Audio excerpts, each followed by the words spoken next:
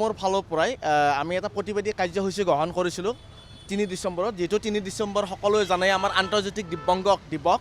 এই দিব্যাংগ দিৱসত আমি এটা প্ৰতিবাদী কাৰ্যসূচী গ্ৰহণ কৰাৰ আমাৰ মেইন উদ্দেশ্য আছিল যে আপোনালোকে সকলোৱে জানে যে দিব্যাংগ ব্যক্তিসকলক যেহেতু এটা মাহিলী এটা ভাত্তা দিয়ে, এই ভাত্তাটো হৈছে দীনদয়াল দিব্যাংগ পেঞ্চন।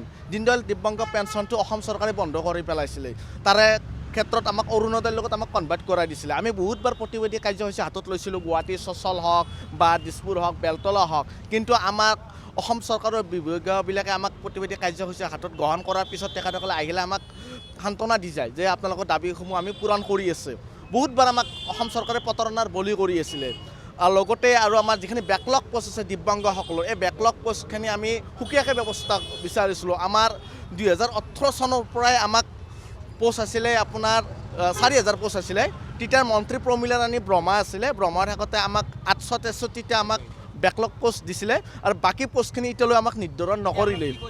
এতিয়া সেই ক্ষেত্ৰত আজি 3 ডিচেম্বৰ যিহেতু আমি প্ৰতিবাদী কাৰ্যসূচী আমি গ্ৰহণ কৰিম বুলি ভাবিছিলোঁ, সেই ক্ষেত্ৰত আজি আমাৰ অসম চৰকাৰৰ সামাজিক ন্যায় সবলীকৰণৰ সচিব আৰু মুখ্য সচিব আৰু অসম চৰকাৰৰ বিষয়ববীয়াৰ লগত আমাৰ লগত আলোচনা হ'ল। আলোচনাৰ পক্ষত এটা সিদ্ধান্ত এটা হ'ল যে আমাৰ যিখিনি দীনদয়াল দিব্যাংগ মাহিলী পেঞ্চনটো আছে সেইটো বাহাল ৰখাৰ কাৰণে তেখেতসকলে চিন্তা চৰ্চা কৰি আছে আৰু লগতে বেকলগ পোষ্টখিনি আমাক সুকীয়াকৈ দিয়াৰ কাৰণে তেখেতসকলে এটা সময় ধৰি লৈছে আৰু আজি গধূলিৰ ভিতৰত সন্ধিয়াৰ ভিতৰত তেখেতসকলে আমাক মাইনাছ কপিটো আমাক উত্থাপন কৰিব।